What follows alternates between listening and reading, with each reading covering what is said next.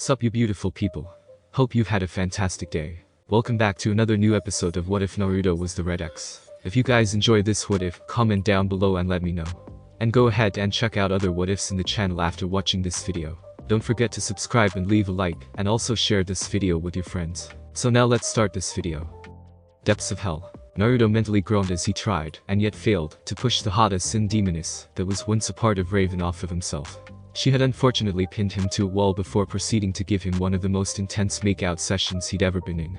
Currently, he had his hands on her hips, though was trying to push her back without hurting her, and her arms were wrapped around his neck. The red-skinned demoness seemed to want to kill him with a kiss, though they finally separated for a quick breath of air. "We really need to," Naruto started to say, only for her to quickly silence him with another smoldering kiss. "Boy, I'm not sure if I really want her to stop or not, but I still need to find the rest of Kar-chan, and then kick Kyuubi's traitorous ass. Damn, this sucks so much," the blonde-haired teen thought to himself while finally managing to get enough leverage to pry the demoness's lips from his own. "Okay, seriously, we need to stop," Naruto told the demoness while taking several breaths, and she raised a slender brow with a sly smirk over her face. "I say whatever it is, can't wait," the red-skinned demoness stated simply before pulling him back in for another make-out session, Naruto mentally groaning as he wondered just how much pent-up lust the girl had in her hot little body. Wait, this is a girl who's half-demon and hasn't been able to feel any passion outside of wearing those rings for the past 18 years of her life. Hell, if I don't stop her, she's going to kill me, the blonde thought to himself, and then blinked when he could swear he heard Jiraiya give "Go Naruto go." From whatever afterlife he found himself in, twitching at the thought of his old pervert of a sensei watching them, and he knew the lech would if given the chance. Naruto managed to shove Raven back once more and took several breaths. "Damn girl, are you actually trying to kill me?" Naruto asked the demoness with a serious expression, and a sly smirk crossed her lips in response. "No, but I wouldn't mind getting you out of this suit," she purred while gently nibbling on his earlobe, the blonde shivering for a moment at the visions his brain came up with. "Shit. Is there a fucking way for me to get Kar-chan to let this side of her out more often?" Naruto wondered for a moment while shivering as Raven managed to get him into another soul-searing kiss. "No wait, she'd probably end up killing me, but damn, what a way to go," the blonde reasoned, then shook his head and growled at himself to focus on the here and now instead of the hot as hell, ready, willing and very able red-skinned demoness. "Seriously," Naruto growled while pulling Raven back once more and taking several deep breaths. "We still need to find your human half," Naruto stated, and noticed a slight twitch from the demoness, who gave him a flat look in response. "Who needs her?" the demoness retorted before returning to the broken kiss, Naruto mentally screaming as he didn't want to hurt her, but he wanted to find Raven's human half. "Cause wasn't it cheating if you did it with only half of your girlfriend's psyche?" "Wait, never mind," mentally twitching at the thought, Naruto pushed the girl back once more, and saw a pow form across her face. "Seriously Narakuhime, Hell Princess. We really need to find your other half," Naruto shouted at the girl, and she raised a brow before rolling her eyes and smirking towards him seductively. "Shit, is one of her relatives a Tsukubi or what?" Naruto mentally demanded, and an amused look crossed the demon Raven's features. "Yes, actually, my grandmother on Trigun's side is Lilith, demon lord of the second layer of hell, guardian of the sin of lust, not to mention the queen and mother of all Tsukubi," Raven replied with a grin, and Naruto gaped, then mentally groaned as he realized why she was so damn frisky. "Wait a second, you can read my thoughts?" Naruto demanded, and she rolled her eyes before giving him a flat look. "When we're this close, they're kind of hard to miss, and no, I don't think sleeping with me would be cheating on Raven as a whole, since I'm still part of her, the better, stronger, faster, smarter, more honest, and willing part that is," Demon Raven noted in a suggestive tone, as though she was trying to convince him, though since she was a demon, it wasn't too surprising, even less so with her grandmother. "You forgot modest," Naruto noted sarcastically, and the demon Raven shrugged her shoulders with another smirk. "Pride is my thing, so is lust, rage, envy, greed, sloth, and gluttony.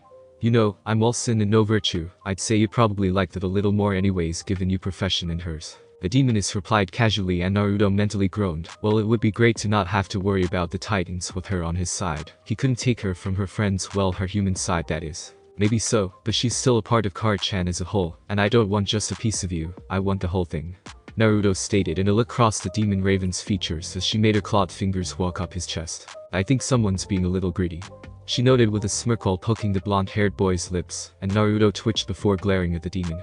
"I'm a thief Narakuhime, that's kinda my thing," Naruto reminded the girl flatly, and a very seductive look crossed her features. "Maybe, but I bet I could think of a few dozen things that would make you reconsider looking for my lesser half," the Scarlet Temptress mused aloud, only to get a look from the blonde in response.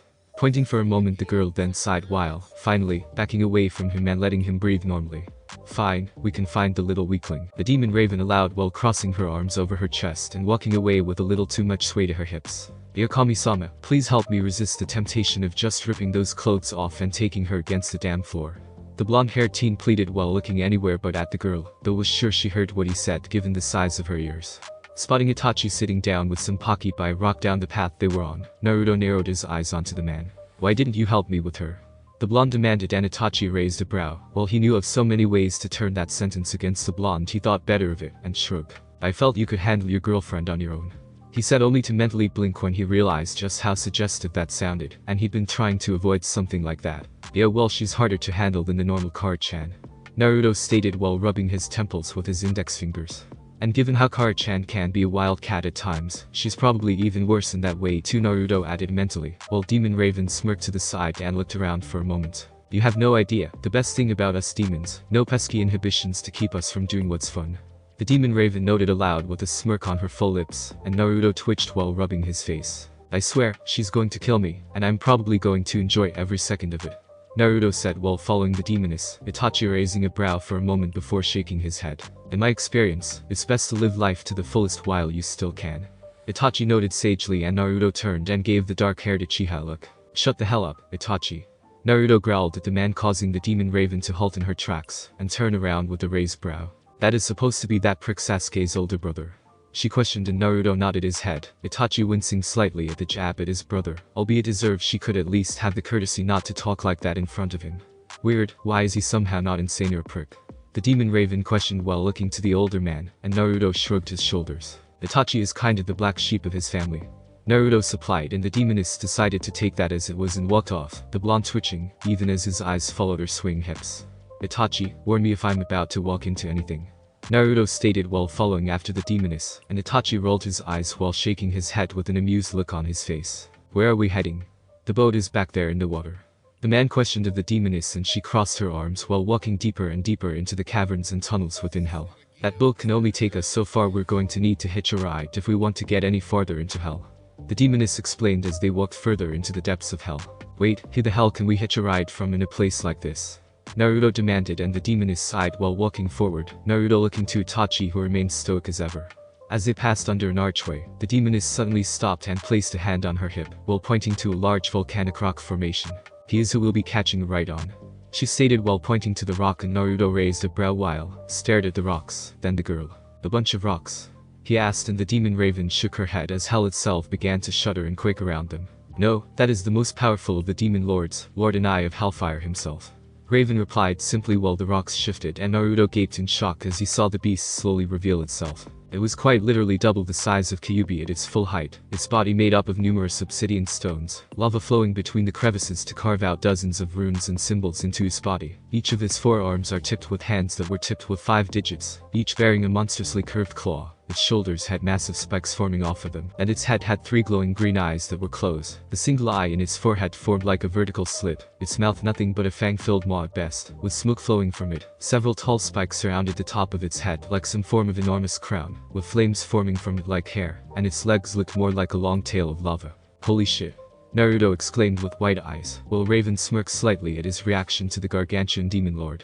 As he watched on, he spotted a pair of rocks from its shoulders, moving and visibly gaped at the sight of a pair of enormous wings that stretched out languidly before folding down, the membrane of the wings actually made of some kind of semi-solid lava. You might want to be quiet through here, Lord Anai has this extremely pissed off temperament when people wake him up, the demoness noted, and Naruto placed both of his hands over his mouth, while Anai breathed in several deep breaths, his breathing echoing within the depths of hell itself. An impressive creature if nothing else. I can see why these demon lords would be so feared by so many, Itachi noted aloud, and Naruto silently nodded his head in agreement with the man. Yeah, he gets that reaction from mortals quite often, Raven noted with her arms crossed over her chest, while Naruto just continued to gape at the sheer size and mass of the demon lord. How in the hell are we going to hitch a ride on that without him noticing and then squishing us?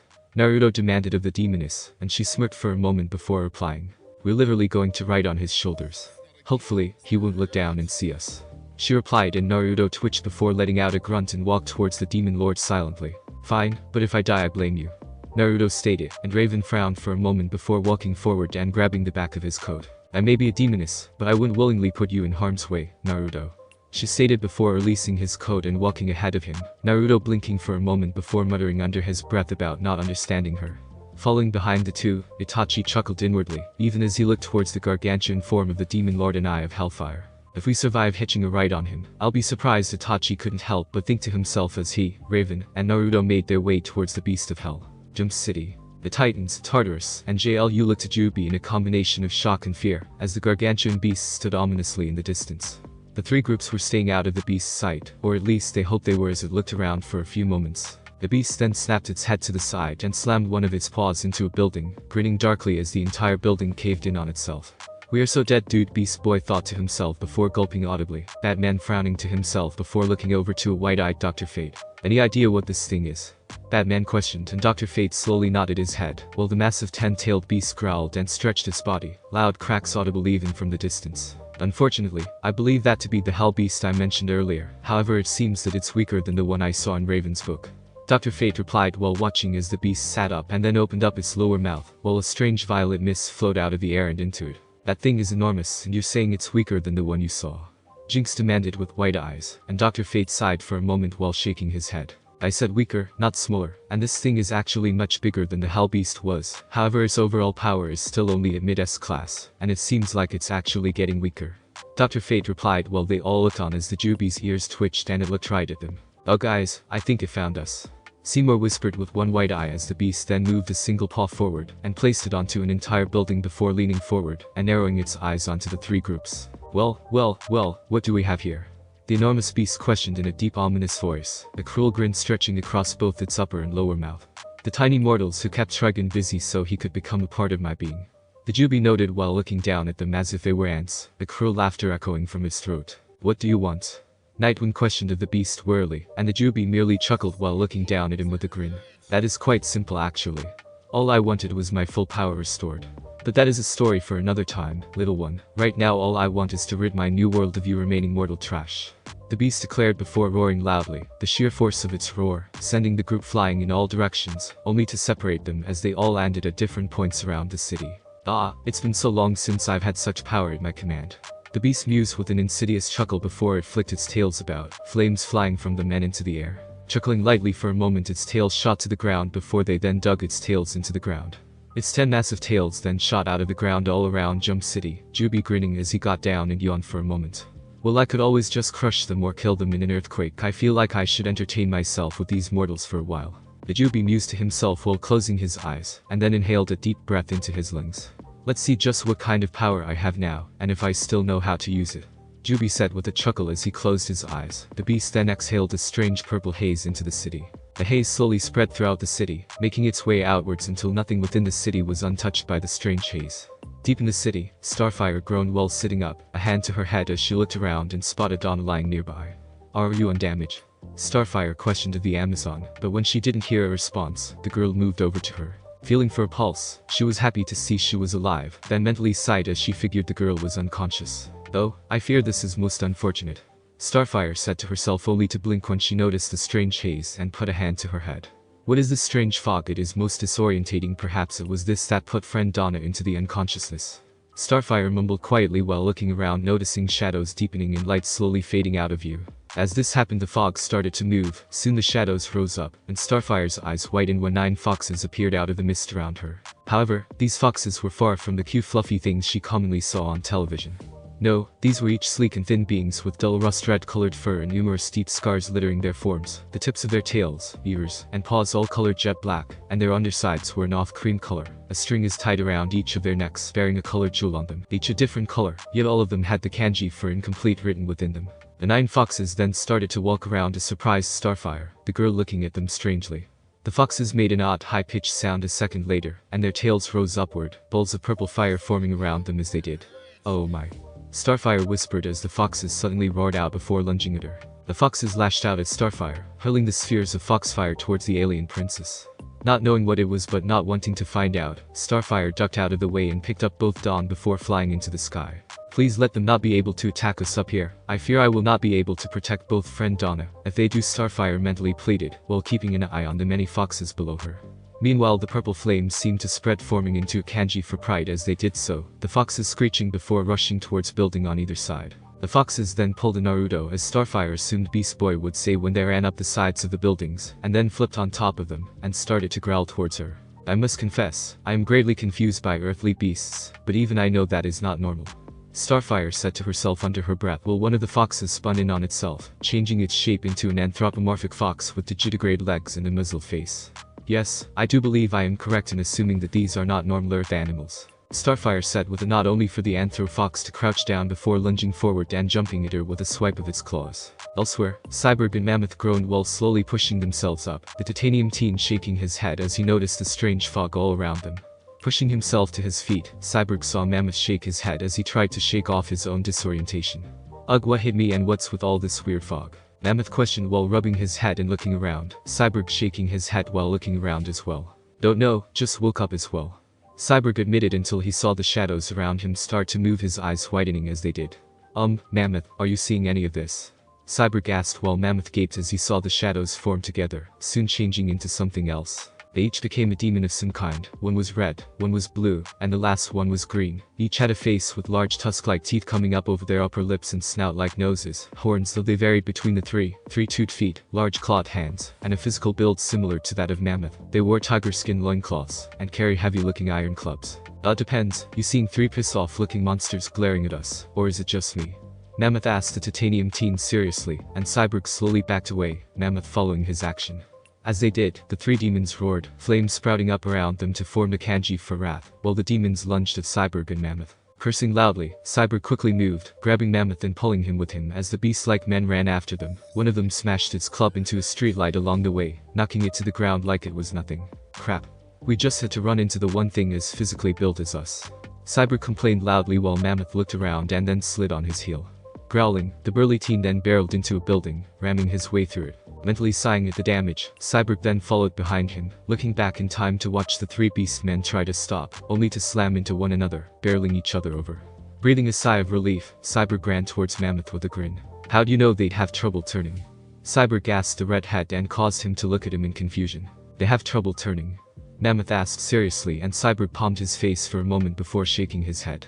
Hearing the beast's roar, he decided not to question him on it, and made a break for it with Mammoth. Away from there, Kid Flash gets to his feet and rubs his head while looking around. What is with all this fog? He had to wonder before spotting Blackfire to the side and rushed over to help her up. Need a hand? He asked and merely got a glare from the dark-haired alien princess, as she floated up and then crossed her arms. No? She stated flatly, and KF grinned nervously for a moment before looking around with a frown. I wonder where the others are. KF mumbled and Blackfire merely grunted while rubbing the side of her head. I'm more interested in where that demon went. I have a bone to pick with it about knocking me around like that. Blackfire grumbled aloud and Kid Flash sighed while turning around to look at her. Okay, aren't you even the least bit worried about your team, or even Starfire? She is your sister after all. Kid Flash reminded the girl, and she scoffed while crossing her arms over her chest. My sister can take care of herself. I'd rather find than kill the bastard demon, so we.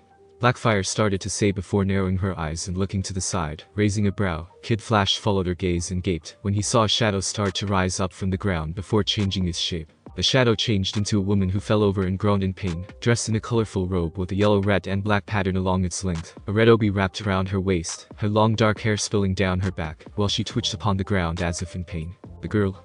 Kid Flash wondered for a moment while Blackfire narrowed her eyes on the strange woman. Help, please help. The woman called out in a weakened tone while reaching out towards them, her hand covered by the sleeves of her robe. Seeing this and not even thinking, Kid Flash quickly ran over to her, Blackfire slapping her face as he did. Doesn't he realize it could be some kind of trap? The dark-haired alien princess wondered to herself, while Kid Flash knelt down in front of the woman. Don't worry, you're safe now. KF declared with a grin and saw a strange smile cross the woman's lips. Perhaps. She whispered as an evil chuckle echoed from her throat. Would you get away from her? She's dangerous. Blackfire suddenly shouted at Kid Flash, and the teen turned around to her and blinked. How can you tell? I mean, she looks normal enough to me.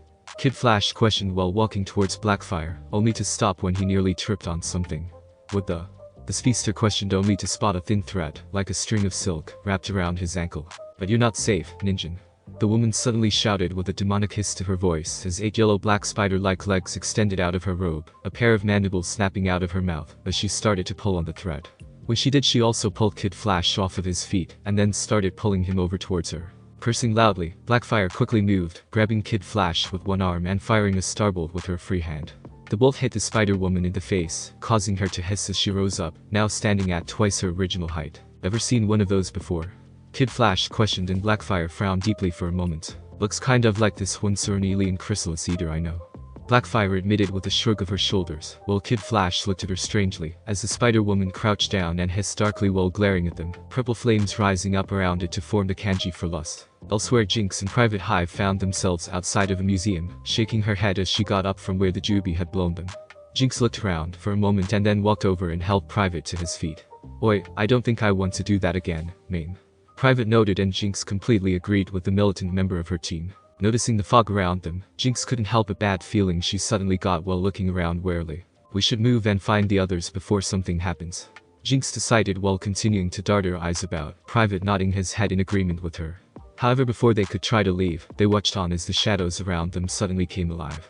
They rose up from the ground before shifting and changing, forming into two forms as large as Jinx and Private were in height. The two forms then roared to life, their fur being a creamish color with black-orange trimmed splotches, revealing a pair of massive cats with sharp saber-toothed fangs, large green eyes, a long tail on each of them, and flames flowing from both its paws and tails, and finally was a talisman with the kanji for incomplete within them, much like the foxes before them. Named, what are those big cats supposed to be? Private questioned while the massive cats snarled as they started to move towards them, Jinx gaping as she recognized the basic design of them. The fucking Bakaneko, ghost cat. Jinx exclaimed while the Bakaneko both roared and lunged at them, swinging their razor-sharp claws at them. Cursing, Jinx ducked out of the way of one, while Private held up his shield to block the claws of the other. Shit. Two very real Bakaneko. Jinx added while looking at the two massive beasts in shock, while Private slammed his fist into the side of one of the Bakaneko's face, and causing it to stumble back. As it did, Jinx rolled out of the way as the other came at her, nearly snapping its jaws on her. Quickly getting to her feet, Jinx narrowed her own slitted eyes onto the beasts and then twisted around, throwing a massive hex into the Bakaneko. Instantly, the ground beneath its feet cracked and crumbled, causing it to fall down into the sewers below. Grinning at her victory, she then mentally groaned as the Bakaneko crawled out of the hole and glared at her. Right, cats always land on their feet. She muttered to herself before ducking to the side, just as the Bakaneko swung its tails, flames trailing from them, and directly towards where the girl had been. Growling angrily as she managed to evade the flames, the Bakaneko circled Jinx, its green eyes narrowed dangerously. Keeping her own eyes glued onto the big cat, Jinx stayed low and tense when it suddenly stopped. The Bakaneko then crouched back before launching itself at the pink-haired girl, moving fast as a bolt of lightning. Cursing lightly, Jinx stepped back to evade a quick swipe of the beast's claws. Coming to a halt, Jinx then widened her eyes as the Bakaneko sent both of its tails at her. Raising her arms as the tails came at her from both sides, Jinx then blinked as the string of beads on her right arm began to glow brightly, a white shield forming around her and keeping the giant cat back. Shaking her head afterwards, the pink cat then grinned while tossing another hex bolt into the Bakaneko, knocking it back. Looking to the string of beads as it glowed brightly on her wrist, the girl then narrowed her eyes. I don't care what Raven or anyone else says, if I ever see Temp again I'll... She started to say, only to duck with a curse as the Bakaneko came at her once more. Frowning, Jinx finished her thought in her mind, and then got into a stance while glaring at the Bakaneko. Nearby, Private batted the other Bakaneko away with his shield, disorientating it before he ran forward. Slamming into the massive cat, Private then ran forward before stopping suddenly, throwing the beast back into a wall. Frowning deeply, Private then crouched down, while the Bakaneko got up with a roar and started to circle him. Roaring loudly, the beast lunged at Private, the yellow-clad teen blocking with his shield, before slamming his fist into his jaw, knocking it back a few paces. As he did, flames roared to life beneath the two big cats, suddenly forming into the kanji for greed. Cher shook her head as she got back to her feet, looking around she narrowed her eyes. Moving her hand through the strange fog that was hovering around, Cher briefly wondered what it was. However, not seeing anything else besides the fog close at hand, she relaxed slightly before she spotted Donnie sitting up with a groan. Oi, what hit me? The Gosling girl questioned while rubbing her skull, Cher frowning for a moment before answering. The giant monster roared. Cher replied flatly, and Donnie blinked before scratching her head as she remembered what happened. Oh yeah man, the weirdest shit always seems to happen to me. Donnie noted while floating off of the ground and Cher smirked slightly. Join the club, it seems to happen to all of us. Cher replied, and Donnie scoffed while crossing her arms over her chest with a frown. Sorry, not interested, I'm just not into the whole hero gig. Donnie replied while looking around and wondering where the fog had come from. Oh really? Any reason for that? Cher questioned with a raised brow, and Donnie breathed out a huff before turning to the redhead. Yeah, my dad is a hero and everyone expects me to be just like him. Donnie replied with a low growl, and then blinked when she heard something. Frowning when she heard it as well, Cher then narrowed her eyes as the shadows started to move, soon rising up into the air to form four strange beings. The beings had bird-like features, with the head of a red-eyed crow, a pair of black feathered wings flowing out of their backs with a crow's tail visible behind them, sharp taloned hands and feet. They wear white kimono tops with a red-colored underkimono, bright scarlet red beads around their neck and down their chests, a pair of grey hakama pants with a red sash around their waists, a katana sheathed at the side of their waists, simple-looking wooden greaves over their shins, and finally is the black takins, monk's caps on their heads. What in the hell are those things? Shaer demanded, and Donnie shook her head, even as the birdmen started to unsheathe their swords. No clue, but boy do they look mad. Donnie replied with white eyes, and Shaer grunted while activating her hammer. Crouching down, the birdmen suddenly lunged towards the girls. Cursing, Donnie formed a pair of glowing green ethereal blades into her hands to block two of the birdmen's blades, while Shaer flew into the air, soon followed by the other two. As Shaer left, Donnie muttered under her breath about being stuck with the leftovers, before glittering her teeth as she shoved both the birdmen back. However, as they landed, flames suddenly rose up. Donnie, raising a brow as a kanji for cowardice, suddenly formed out of the flames. Billy Numerous slowly got to his feet and shook his head for a moment while looking around. Dang Billy, what's with all this sear fog? Billy asked one of his clones, and it shrugged its shoulders for a moment. Don't know Billy, but it sure do look mighty suspicious. A different clone noted while looking around, then spotted Kid Wicket standing on a streetlight to the side. You kid, what y'all doing up there? Billy asked loudly, and Kid Wicket narrowed his crimson red eyes dangerously while looking into the distance. Billy, y'all think Kid sees something we don't? The clone questioned, and Billy shrugged his shoulders while looking around. Besides this here fog ain't much around to stare at. Billy replied only to yelp as the shadows suddenly rose out of the ground. Of course I could be wrong. Billy admitted to himself while Kid crouched down and allowed his cape to cloak around his body, a serious look on his face. As he did, 5 pure as snow-white dogs seemed to form out of the shadows, with obsidian claws glinting in the light, ivory fangs bared in a deep snarl, a talisman tied around their throats with the kanji for incomplete, placed within it like the foxes and cats before it. However, their crimson red eyes and feathered wings proved instantly that they weren't real dogs. Billy, I don't rightly think that these things mean anything good. One of the clones noted while backing up, and Billy nodded his head in agreement with the clone, as it slowly got up, Kid Wicket moving forward, shifting into a shadow along the way. Forming out of the shadow before the winch dogs, Kid swung his cape at them like a blade, however they blurred into movement, Kid slashing at air before landing on the ground. Waiting his eyes for a moment, Kid Wicket then turned around and frowned when he saw the winch dogs had managed to move behind Billy. What y'all looking at, kid? Billy questioned, and Kid silently pointed behind the red-clad teen, Billy turning and then yelping when he saw the dogs. Running away from the dogs, he slipped behind Kid while the dogs snarled and growled towards him. Suddenly, flames rose up, and Kid frowned as they formed into a kanji as well, the kanji for envy. Elsewhere in the city, Seymour groaned lightly as he sat up and looked around for a moment. Man, where the hell am I?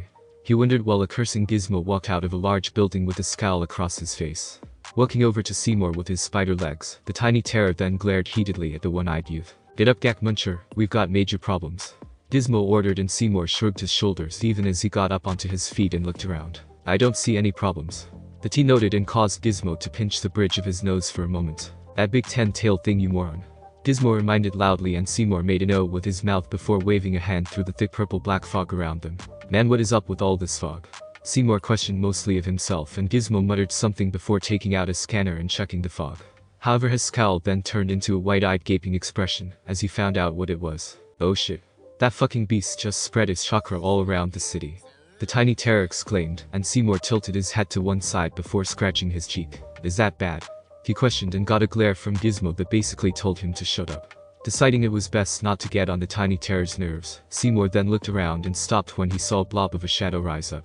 The shadow then morphed into a sleeping animal, one that threw him for a loop. The animal looked like a very large and plump raccoon, only it was brown instead of gray. Its tail was slightly large for a raccoon, and completely bare of any rings unlike the raccoon, and it was wearing an old straw hat with a bottle of sake propped at its side, a strange-looking talisman with the kanji for incomplete around its neck like the fox's, cats and dogs before it, and a blue hori. Giz, what is that thing? Seymour questioned with a raised brow, and Gizmo blinked before turning to see what the one-eyed teen was looking at. Upon seeing the fake raccoon, Gizmo gaped for a moment as it yawned and then turned onto his side, sleeping silently. The beast was only silent for a moment before unconsciously drumming on its plump belly, the words "Pon Poco Pon" echoing out as it did so. Shaking his head for a moment, Gizmo aimed his scanner at the beast, and then continued to stare at the creature, before turning to Seymour in shock. Holy shit. It's a real Ive, Tanuki. The green-clad midget exclaimed, and Seymour looked very confused. Grunting at that, Gizmo pinched the bridge of his nose for a moment before huffing loudly. A raccoon dog? Gizmo asked, and Seymour made another O with his mouth, as he understood what that was. So it's one of those Japanese raccoon things then? Seymour asked, and Gizmo frowned while the tanuki continued to unconsciously drum on its belly while chanting out Pon Poko Pon. Unfortunately, tanuki are from a race of monsters known as yokai, which means that big droopy thing summoned it. Gizmo replied with a frown while glaring over at the still sleeping tanuki. How is this guy bad? He just sleeping. Seymour noted aloud, and the tiny terror grunted for a moment before answering. Because if that fucking thing can summon this, what else can it summon?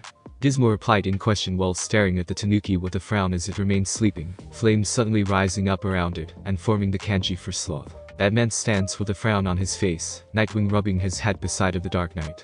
Any idea what's going on with those symbols appearing around the city? Nightwing questioned of his former mentor, and a deep frown worked its way across the man's face. No?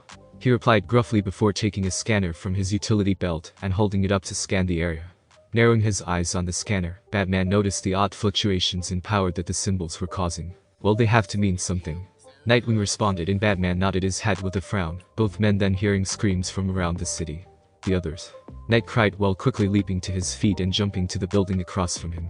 As he did, Batman noticed a new fluctuation and widened his eyes when he saw it was appearing under Nightwing. Nightwing, wait. The Dark Knight exclaimed, only for Night to be thrown back as the shadows grew out of the ground. Frowning deeply, Batman jumped over to Nightwing and held him up as the shadows formed into 6 weasel-like creatures. However, these weasels had long sharp sickle-like claws ending their frontal paws, sharp wicked teeth, and now a really familiar talisman around their neck with the kanji for incomplete, and glowing red eyes. What the hell? Nightwing questioned, and Batman frowned even as he put his scanner back into his utility belt. Kamitachi, or sickle weasels, an ancient Japanese yokai, set to work in teams of 3, riding on whirlwinds and causing numerous deep yet painless gashes with their long sickle-like claws. Batman mused while looking at the 3 weasel demons that suddenly started to spin around. Narrowing his eyes, Batman then grabbed Nightwing and pulled him out of the way, as the 3 demons created a whirlwind and nearly tore into them with their razor-sharp claws. Put me down. Night shouted, and Batman frowned before dropping the teen as the weasel demons turned around, coming at them once more. Narrowing his eyes, Batman threw a batarang into the demons, only for it to be sliced into pieces, as they came closer and closer to them. Get down. Batman ordered while ducking, Nightwing doing so as well more on reflex than anything else. Looking back up as the Kamitachi passed, a scowl crossed over Batman's lips as flames roared to life, forming into the kanji for betrayal. Thanks for listening. I do hope you enjoyed. If you want the next part of this video, like, subscribe and comment down below, and turn on the bell notification. And also check out other videos that I have created and enjoy. See you in the next video. Peace.